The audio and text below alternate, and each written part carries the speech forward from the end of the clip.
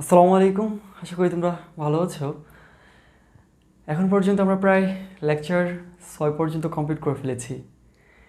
তো আমাদের লেকচার 6-এর মোটামুটি আমাদের হোমওয়ার্ক দেওয়া ছিল ক্লাস লেকচার 5-এ, সেগুলো সলভ করিয়েছি। তো এখন আমাদের লেকচার 7 শুরু করব। তো মোটামুটি আমরা ক্যালকুলাসের অনেকটুকু মোটামুটি কমপ্লিট করে ফেলেছি। তো এখন যেহেতু আমরা ক্যালকুলাসের অনেকটুকু এগিয়ে এসেছি, তো আমাদের এখন আরও একটু অ্যাডভান্টেজ কিছু জানা দরকার, যেটা হচ্ছে আজ এই লেকচারে আমরা ট্রায়াগোনোমেট্রিক যে ফাংশনগুলো ছিল সেই ফাংশনগুলো নিয়ে আসলে আলোচনা করব। ঠিক আছে, দেখা যাক তাহলে। আচ্ছা, দেখো তাহলে আমরা মোটামুটি এখন ট্রায়াগোনোমেট্রিক ফাংশন এর সাধারণত ডিফারেন্সিয়েশন এবং ইন্টিগ্রেশন সূত্রগুলো পড়বো। তো তোমরা পুনরায় আবার ওই আগের পেজে চলে যাও, যেখানে আমরা সূত্রগুলো নিয়ে আলোচনা করতেছিলাম। জাস্ট একটা কথা হচ্ছে, তোমরা অল টাইম সূত্রগুলোকে একই সিকোয়েন্সে রাখার চেষ্টা করবা, ঠিক না? ওই দুইভাবে আমরা খাতাটাকে ভাঁজ করে ফেলবো, ঠিক আছে? তো যেমন আমরা হোয়াইট বোর্ডটাকে দুইটা অংশে ভাগ করেছি, তোমরা অবশ্যই তোমার খাতাটাকে মাঝখানে একেবারে ভেঙে ফেলবা, যাতে দুই ভাগে ভাগ করা যায়।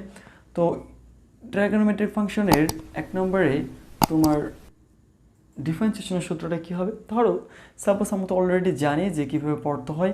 পর্ব হলো কি ডি এক্স অফ, তোমাকে দিয়ে দিলাম হচ্ছে সাইন এক্স। মানে আমরা কি করতেছি এবার তাহলে সাইন, ত্রিকোণমিতিক অনুপাত যে সাইন আছে সেটার ডিফারেন্সিয়েশনটা হচ্ছে কত? কস এক্স হবে, তাই না ভাই? তো দেখো তাহলে কীভাবে পড়বা, D x of sine X equal two লেখা যায় কস এক্স, ঠিক আছে? তারপরে 2 নম্বর হচ্ছে ধরো ডি এক্স অফ কি লিখলাম, cos x, এটি কোটা লেখা যাবে কত? Minus sine x. একটা কথা হচ্ছে তোমরা অবশ্যই মাথায় রাখবা যে ক কথাটা যদি সামনে আসে ডিফারেন্সিয়েশনের ক্ষেত্রে, ভাই কি বললাম, ক ক কথাটা যদি সামনে আসে তাহলে কি হবে? সামনে একটা মাইনাস হবে আনসারে, ওকে? তাহলে যেমন DD X of cos x equal two কি আছে? Minus sine x. তারপরে যদি দেখো 3 নম্বর যে ডিডি এক্স অফ, তোমাকে দিয়ে দিলাম হচ্ছে 10x। 10x ইকুয়াল টু তাহলে ভাই কী লেখা যাবে? সেক স্কোয়ার এক্স, বুঝতে পারছো?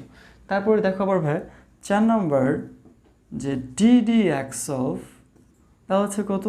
সাপোজ বলে দিলাম হচ্ছে কট এক্স। কট এক্সের ডিফারেন্সিয়েশনটা কী হবে? কট এক্সের ডিফারেন্সিয়েশনটা হচ্ছে তোমার মাইনাস কুসেক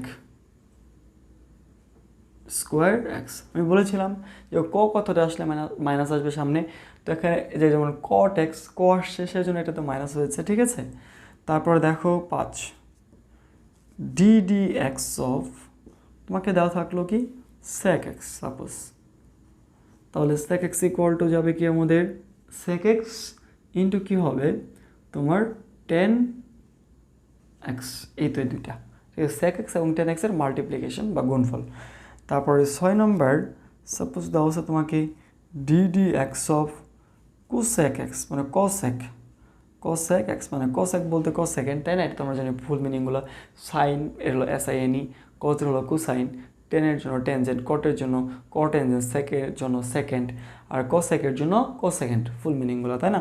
তো ডিডি এক্স অফ এটা লিখতেছি, এটি কত ভাই কি লেখা যাবে? এখনও তো ক কথাটা আসছে, তাহলে আমি বলেছি কি ক কথা আসলে মাইনাস হবে, যেমন এখানে কস এক্স আসছে সেজন্য সাইন এক্স, তারপরে কট এক্স এখানেও ক আসছে সেজন্য মাইনাস কোসেক স্কোয়ার এক্স, এখানে যেমন কোসেক এক্স আসছে মানে ক কথা আসছে সেজন্য কী হবে? মাইনাস, বা লিখতে পারি কোসেক এক্স ইন্টু হচ্ছে তোমার কট এক্স। এই তো হয়ে গেল আনসার। তাহলে আমাদের ত্রিকোণমিতির জন্য ডিফারেন্সিয়েশনের এই টোটাল, আমরা জানি ত্রিকোণমিতিক অনুপাত যেগুলো ছিল সেগুলো ছিল কয়টা? টোটাল 6টা। সো 6টার জন্য ত্রিকোণমিতিক অনুপাতে ত্রিকোণমিতিক যে সূত্রগুলো ছিল সেগুলো কমপ্লিট করলাম। তো এখন আমরা যাব তোমার ইন্টিগ্রেশনগুলোর ক্ষেত্রে, ইন্টিগ্রেশনের সূত্রগুলো। সাপোজ দেখো একটা কথা মাথায় রাখবা যে ত্রিকোণমিতিক অনুপাতের ক্ষেত্রে তোমরা যাকে একটা ত্রিকোণমিতিক অনুপাতকে ডিফারেন্সিয়েশন করে যেটা পেয়েছো, হ্যাঁ, সেটাকে তুমি যদি ইন্টিগ্রেশন করো তাহলে তার পূর্বেরটা ফেরত পাবো, প্রায় আর কি সবগুলো এরকমই। দেখো যেমন কজ এক্স, এখানে তোমার কী করতেছো? কজ এক্স, একে তুমি কী করতেছো ভাই? তাহলে ইন্টিগ্রেশন করতেছো, তাই না? তো ইন্টিগ্রেশন যদি করো তাহলে কী পাবো? ডিএক্স এটি করতো তুমি তাহলে কী লিখবে বলতো? কজ এক্সকে তুমি যদি ইন্টিগ্রেশন করো তাহলে হবে কত? Minus sine x. মানে যে মাইনাস তো হবে, সরি মাইনাস না, এখানে কি মাইনাস আছে ডিফারেন্সিয়েশনে? যেমন DD X of sine X equal to cos X লিখছে না, তো আমার তো মাইনাস নেছে, এখানেও কী হবে না? মাইনাস হবে না, ওকে? তাহলে এখানে কী লিখবো আমরা? সাইন এক্স প্লাস কি লিখবো সি, কারণ সিটা কেন লেখা হয় অনির্দিষ্ট যুগজের জন্য, ঠিক আছে ভাই। তারপরে দেখো 2 নম্বরে যদি আমরা লিখতে চাই সাপোজ ইন্টিগ্রেশন অফ, তোমাকে এইবার লিখে দিলাম হচ্ছে সাইন এক্স, তারপর ডিএক্স। এইবার কিন্তু মাইনাস হবে, কারণ এখানে দেখো মাইনাস টাইপ চলে আসবে, তাই না? আমি যেমন বলেছিলাম যে সাধারণত ত্রিকোণমিতিক অনুপাতগুলোকে যাকে ডিফারেন্সিয়েশন করার পর যে মানটা পাবা সেটাকে যদি পুনরায় তোমরা কী করো ইন্টিগ্রেশন করে ফেলো, তাহলে তোমরা কী পাবা সেই পূর্বের মানটাই ফেরত পাবা। তাহলে এখান থেকে পাবো কত মাইনাস, আমরা কী পাবো ভাই cos x plus C. Okay, I think বুঝতে পারছো। 3 নম্বর ইন্টিগ্রেশন অফ, এই যেটা এই ইন্টিগ্রেশনটা লেখা কিন্তু ভালোভাবে লিখতে হবে, অনেকেই ভাবে লিখে এটা কি ইন্টিগ্রেশন হলো, এটা তো এস হলো, আমি বলেছি তো ইন্টিগ্রেশনটাকে এসটাকে একটু বড় করেছি, তাই না? সো এগুলো একটু মাথায় রাখতে হবে লেখার সময়। লেখাটা আমাদেরকে, আমরা সায়েন্সের স্টুডেন্ট, সো আমাদের অবশ্যই কোয়ালিফাই হতে হবে, ঠিক না? স্ট্যান্ডার্ড টাইপের। তা এখন দেখো সাইন এক্স লিখেছি, তো এখন আমরা একটা কাজ করি, যেমন ধরো আমরা লিখতে পারি যে সেক স্কোয়ার এক্স একে যদি ইন্টিগ্রেশন করি তাহলে কত পাবো সেক স্কোয়ার এক্স ডিএক্স, এটাকে ইন্টিগ্রেশন করলে আমরা অ্যাকচুয়ালি পাবো কত 10x প্লাস সি, কারণ হচ্ছে 10xকে যখন ডিফারেন্সিয়েশন করেছিলাম তখন পেয়েছিলাম কত সেক স্কোয়ার এক্স। তো 4 নম্বরে যদি যাই, ধরো ইন্টিগ্রেশনও তোমাকে দেওয়া থাকলো কীভাবে যে কোসেক স্কোয়ার এক্সকে দেওয়া হচ্ছে তোমাকে কোসেক স্কোয়ার এক্স তারপরে ডিএক্স, এটি কোর টোটালি কথা হবে। যেমন কট এক্সকে আমরা যখন ডিফারেন্সিয়েশন করেছিলাম তখন পেয়েছিলাম কত ভাই মাইনাস কোসেক স্কোয়ার এক্স। তো এখন যেহেতু আমরা কোসেক স্কোয়ার এক্সকে আমরা ডিফারেন্সিয়েশন করতেছি, ইন্টিগ্রেশন করতেছি, তো মাইনাস আমরা কী পাবো ভাই তাহলে কট এক্স প্লাস সি। তারপরে তোমরা ধরতে পারো 5 নম্বর, এগুলো কিন্তু ইজি, তাই না? জাস্ট খালি উল্টাটা লিখতেছে।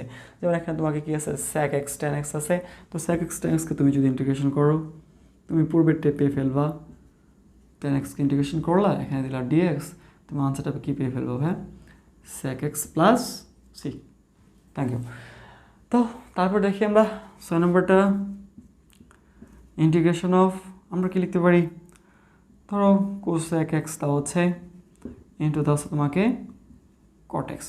তো আমরা এখন বাই ডিএক্স এর কলটা কি লিখবো, যেমন কোসেক এক্সকে আমরা ইন্টিগ্রেশন করার ডিফারেন্সিয়েশন করার জন্য পেয়েছি minus cosec x into cot x, তো মাইনাসটা আবার সামনে চলে আসবে, তাহলে তো আমরা এখানে কী করবো একটা মাইনাস দিব, দেওয়ার পর কী করবো এখানে পুনরায় আমরা লিখে ফেলবো যে কোসেক এক্স, ঠিক না?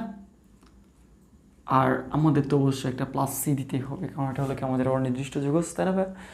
তো 7 নম্বর আরও আমি কয়েকটা সূত্র লিখবো। ধরো তোমাদের কিন্তু এখানে আমি ডিরেক্ট যেমন 10x এর কি শিখেছিলাম ভাই ডিফারেন্সিয়েশন শিখেছিলাম, তো 10x তো আমাদের ইন্টিগ্রেশন শিখতে হবে, তাই না? সো আমরা লিখি যে 10x একে যদি আমরা কী করি dx করে নিই, ডিফারেন্সিয়েশন করে নিই, তাহলে এখান থেকে আমাদের আনসারটা কী চলে আসতে পারে, আসলে আনসারটা আসবে ln modulus of sec X plus C. অনেকে আবার এটাকে অন্যভাবে লিখতে পারি, ঠিক না, লগও লিখতে পারি।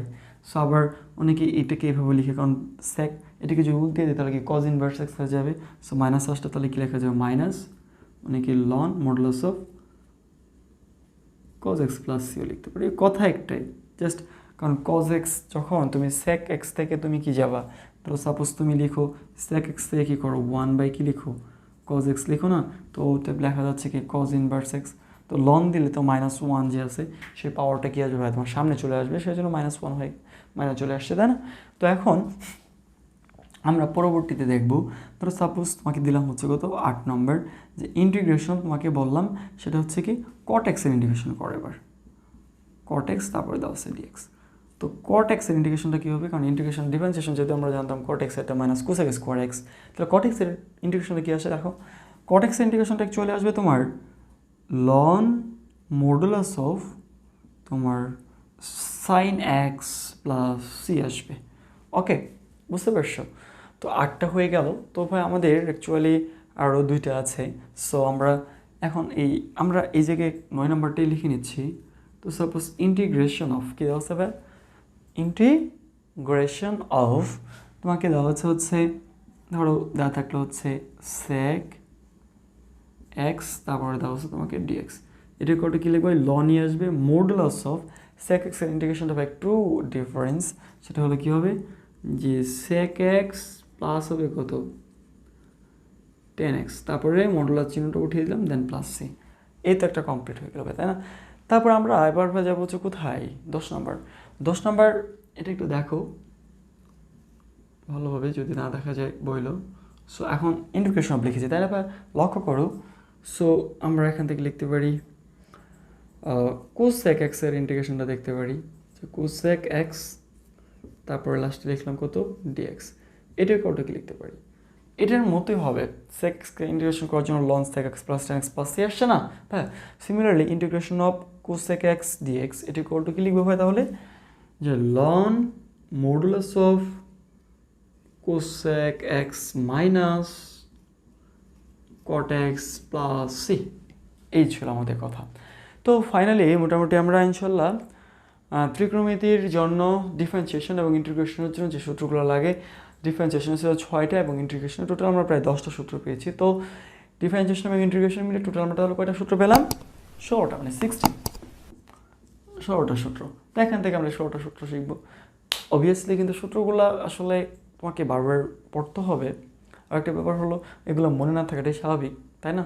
তোমার যদি সব কিছু মনে থাকে, তুমি তো তাহলে কী হয়ে যাবা, স্যার আইজাক নিউটন, ঠিক না, অ্যারিস্টটল। আমাদের আইজাক নিউটন, অ্যারিস্টটল এতটুকু পর্যন্ত এখনই যাওয়ার প্রয়োজন নাই, অনেক সময় আছে। আমরা একটু শিখবো, মানে কি মন থেকে ভুলে যাওয়াটাই স্বাভাবিক, ঠিক না? তো এই যে মনে রাখার যে একটা ধরনের, তোমরা ট্যাক্সিস পড়ো বায়োলজিতে, তাই না? ট্যাক্সিস নামে বায়োলজি যে হচ্ছে তোমার সেকেন্ড পেপারের প্রাণী আচরণ চ্যাপ্টার মেবি 12, ওখানে ট্যাক্সিস নামে একটা কথা আছে, ঠিক আছে? ওই জায়গায় তোমাদের ট্যাক্সিসের ভিতরে একটা প্রকারভেদ আছে, ঠিক আছে? সেটা হলো কি, ন্যামোট্যাক্সিস। ওই ন্যামোট্যাক্সিস আমি কি বললাম তোমাকে, দেখো, ন্যামোট্যাক্সিস।